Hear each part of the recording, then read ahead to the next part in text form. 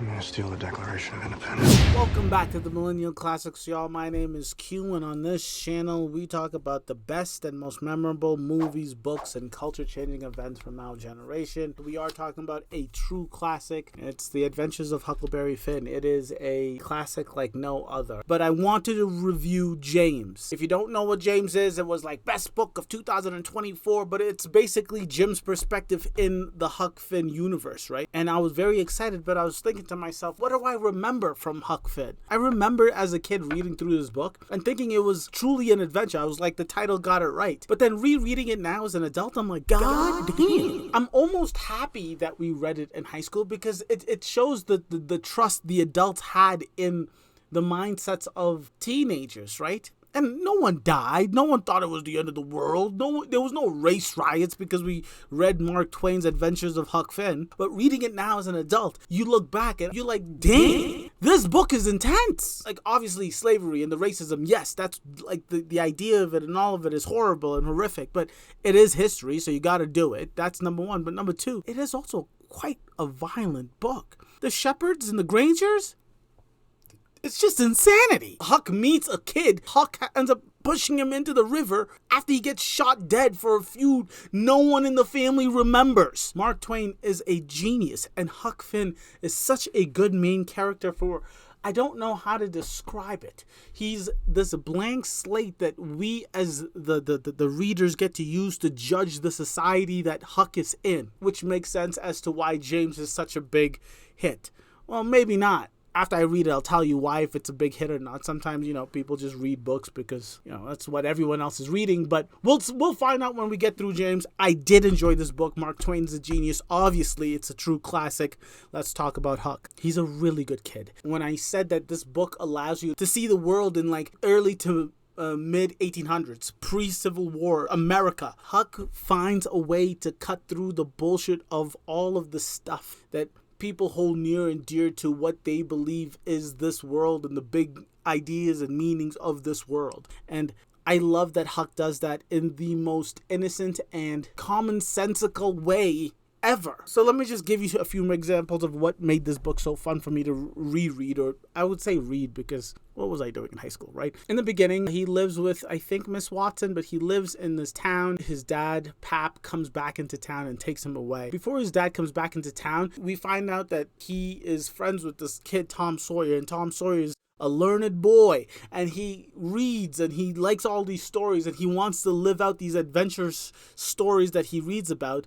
But Huck is so gullible. Everything that Tom Sawyer says, and this at the end of the book gets my grinds fucking going. Tom Sawyer pisses me off at the end of the book. But everything Tom says, Huck takes as like the gospel truth. Everything Miss Watson says, Huck takes as the gospel truth. I want to say the same thing for Pap, but he can see the difference between Pap is drunk and he's just yelling and sprouting bullshit versus this is what Pap says, so I think it is true. And there's like a few things that he does that I think is, that Mark Twain does in this book that I think is beautiful, because you just get to see these people and you're not trying to filter it through what you think Huck is seeing. You're just taking it as it is and then judging the folks in this world as they are, because you see Huck as this truly innocent kid. So when Tom Sawyer says that robbers need to kidnap people and put them up for ransom, but he doesn't know what a ransom is, he's like, all right, so that's what we need to do. Let's be blood brothers and kill each other's families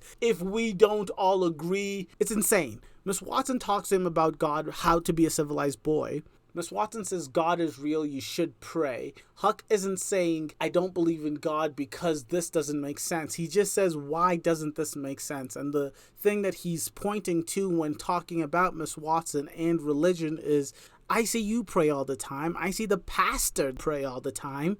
I've attempted to do this praying thing and none of it is working. But he doesn't say prayer is bullshit. He says prayer is bullshit for me because it doesn't make sense with my inner being. There's like this honesty and truth about Huck that he can't lie to himself. If he doesn't believe in something, he's not going to do it because he knows that this is bullshit. And he's trying to ask, why is everybody else bullshitting? And instead of coming to this pessimistic idea of the world is full of stupid people, he comes to this sensical, childlike idea that maybe I'm not just good enough to pray. Maybe I'm not like worthy of prayer. And he keeps his life moving.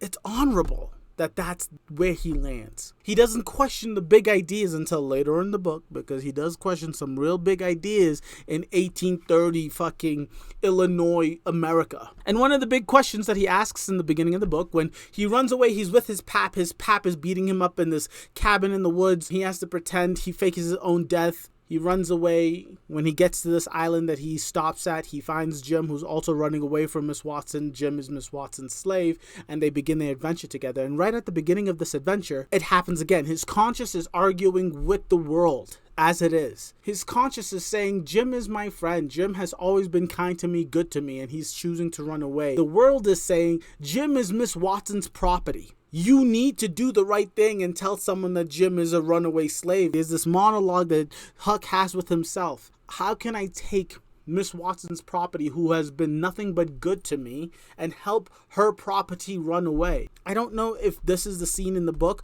where Huck calls Jim a friend or Jim calls Huck a friend, but either way, he's like, I am not friends with property. I haven't been talking to and loved the stories of property. This is a human being. I can see him in his eyes. And so what I am going to do is I'm going to listen to what I believe. Maybe the slavery thing isn't for me per se, but as of right now, we're off to the races. Let's do this adventure. Again, he chooses his innate feeling or understanding of what's right and wrong versus what the world says. Jim and Huck get separated. They come back together, and when they come back together, he tries to do the Tom Sawyer thing and make fun of Jim, right? And he tries to tell Jim, oh, we were together this whole time. You were just dreaming about all of this craziness that you thought was happening. In the book, Jim is, dare I say, docile? No, not docile. Jim is a slave, and he understands that he has to be a slave, right? But this is the first time, this quote that I'm about to read you, I think that Jim pushes on Huck, not just emotionally, but morally, like telling Huck, you are doing a bad thing and I don't like it. They get separated. They come back together. Huck is trying to make fun of Jim, being like, no, you just imagined or dreamed that we were separated. Jim is fed up. He's like, I know what's real and what's not real. I know that I wasn't dreaming. And this is the first time that Jim actually pushes back on Huck morally and tells Huck, a white man, that he is wrong. And it's done beautifully, because he doesn't say it to his face that you are wrong, but he says the thing that you are doing is wrong, and people who do that thing are wrong. So this is Jim's reply. And I'm just trying to read the book here. What did they stand for is going to tell you. When I got all wore out with work and with the calling for you and went to sleep, my heart was most broke because you was lost. And I didn't care no more what become of me and the wrath. And when I wake up and find you back again, all safe and sound, the tears come, and I could have got down on my knees and kissed your foot. Is so thankful, and all you was thinking about was how you could make a fool of old Jim. Why'd I lie? That truck there is trash, and trash is what people is that puts dirt on their head a day, friends, and make them ashamed. I hope you can understand my trying to read this out loud. In the head, it comes a little smoother. When I say it out loud, I feel foolish. But he's saying, I was worried about you. I was very excited when you came and I saw you. And this is why Huck is such a great protagonist. As a white person in this world, he can treat black folks, he can treat niggas as fucked up as he wants to, and they aren't allowed to push back. This is crossing a line that Jim would never have done with any other white person on the planet. But he does it with Huck because he believes and sees a kid that understands humanity more than skin color. So Huck's response is, it was 15 minutes before I could work myself up to go and humble myself to a nigger. But I done it. And I weren't ever sorry for it afterwards. Neither. I didn't do him no more mean tricks, and I wouldn't done that one if I'd knowed it would make him feel that way. It seems crazy and it seems like a small thing, but it's humongous. That is humongous. I'm just going to give you another quote here of Pap. This was how Pap saw the current situation black folks were in. I says to the people, why ain't this nigga put up at auction and sold? That's what I want to know. And what do you reckon they said? Why? They said he couldn't be sold till he'd been in the States 6 months. And he hadn't been there that long yet. There, now, that's a specimen. They call that a government that can't sell a free nigga till it's been in state for 6 months? Here's a government that calls itself a government and lets on to be a government and thinks it is a government and yet got to set stock still for 6 whole months before it can take a hold of a prowling, thieving, infernal, white-shirted free nigga? So that, ladies and gentlemen, is the world that Huck is living. That's his dad, the man that he probably spent the most of his life with. And his dad is constantly speaking this toxicity, horridness into the world 24/7, 365 with that presence. In the book, Miss Watson is considered a kind of nicer soul, but Miss Watson has a slave. Yeah, Pap is too poor to have a slave, but Miss Watson has a slave. There's no chance that Miss Watson sees slavery much more differently than Pap does. All that to say, for Huck to be able to get talked down to from a runaway slave, and for his initial response to be, he's right, I'm sorry, it won't happen again, is fucking paradigm shifting. It is beautiful to read in a book that was written in the 1800s. The book goes on. I already mentioned in the intro about the shepherds and the grangers. I do think this is also a crazy thing. Huck himself asks Buck, the friend that he has to bury at the end of that little episode in the book. Huck right there and then says, this is crazy. I can't imagine why a feud would go on for generations, so much so that people that are dying today can't tell you what caused the feud to start.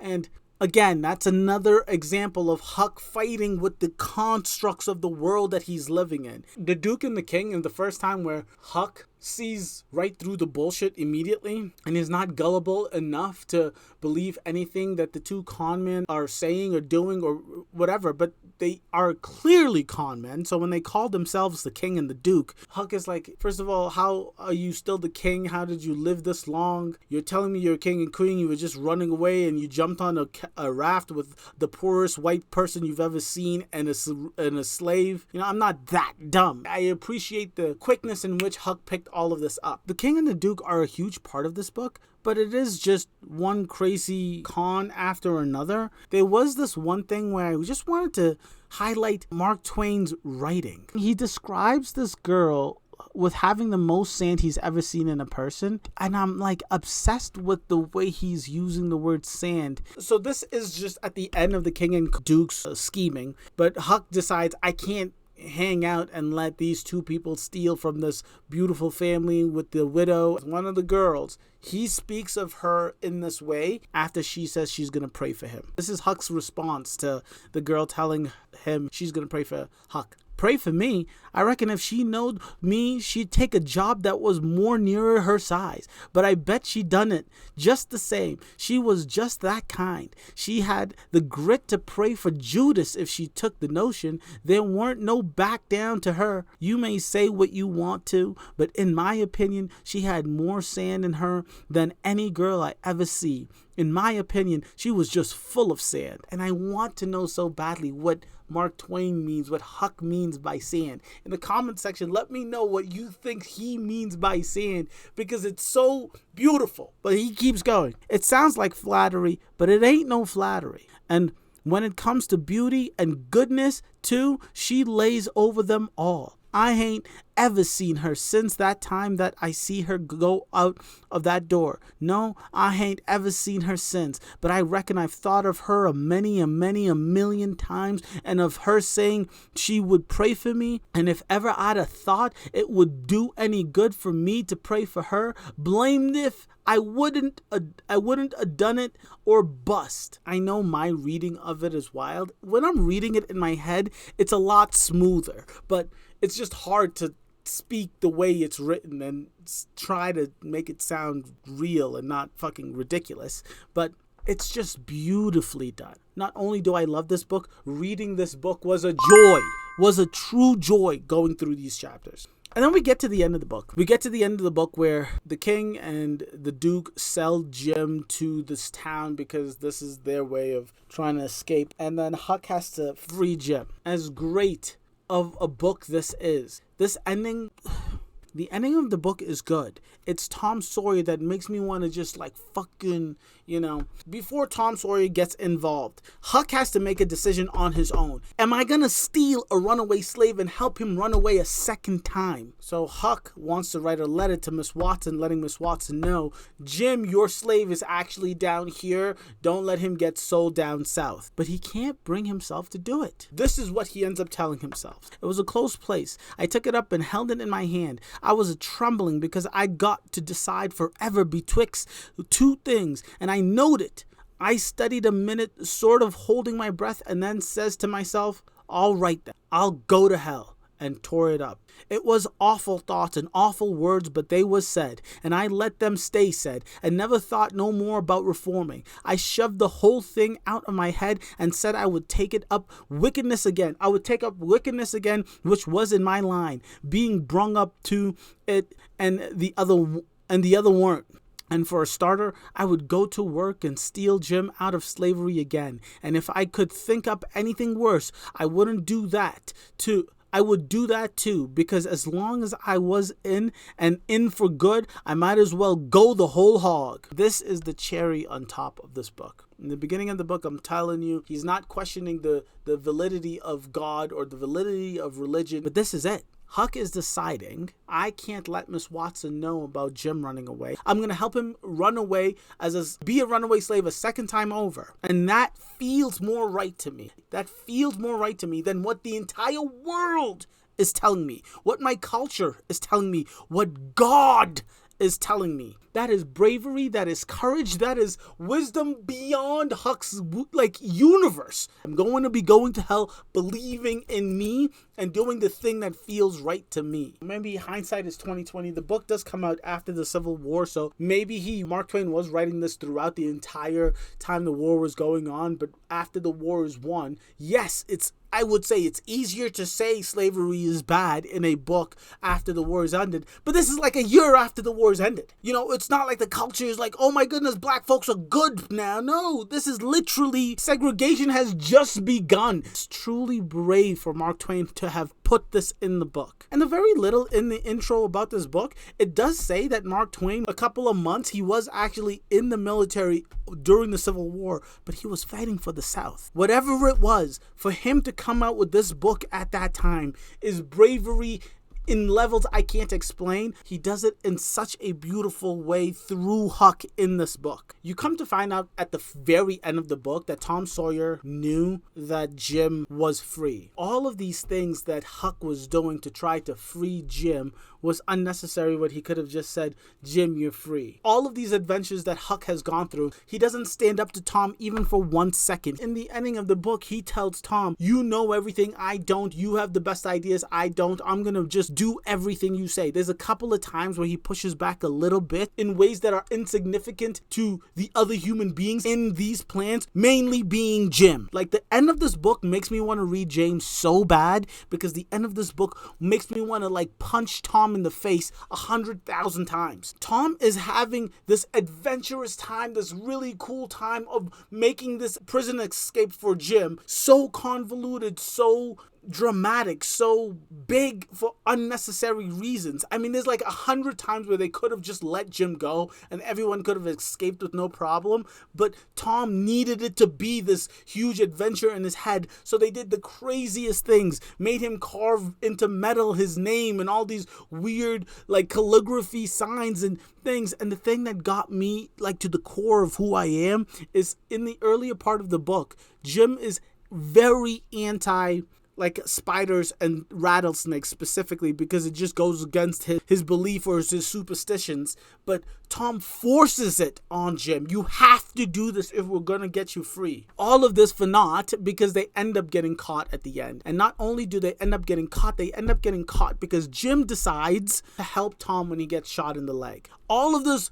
craziness, this huge plan that they had to free Jim, that was unnecessary, becomes the reason Jim gets caught. But Jim had the option. At the end of the book, Tom and Jim are stuck on another island, but Tom is shot in the leg. Huck is found out and brought back to town. The only reason that Tom comes back alive and not permanently injured for the rest of his life is because Jim decides to help the doctor that Huck sent to go fix up Tom. Jim could have just stayed in the brush until he saw the doctor and dipped and become a runaway slave again. But no, Jim was like, he helped me save my life, so I am going to make sure that Tom makes it back alive. Not knowing that he had been free since the get. We find out at the end, Miss Watson ended up freeing Jim, and Tom had that information, not just had it, but knew about it, and decided to just put everybody in that town through this crazy fucking game that Tom wanted to play. Made Huck go through all of these hoops and fucking whatever just to get his friend Jim free again. But most importantly, he made Jim do the most insane shit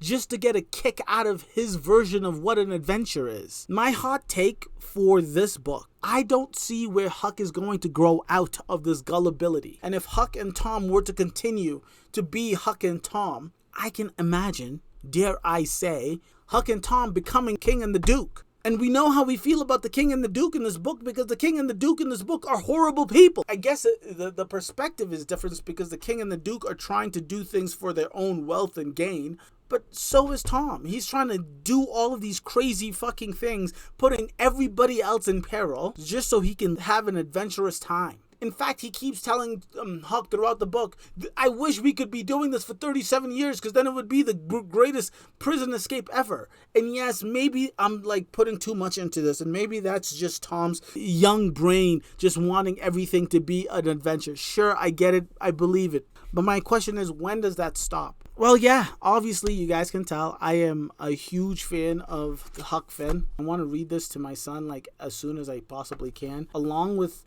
answering the couple of questions I asked.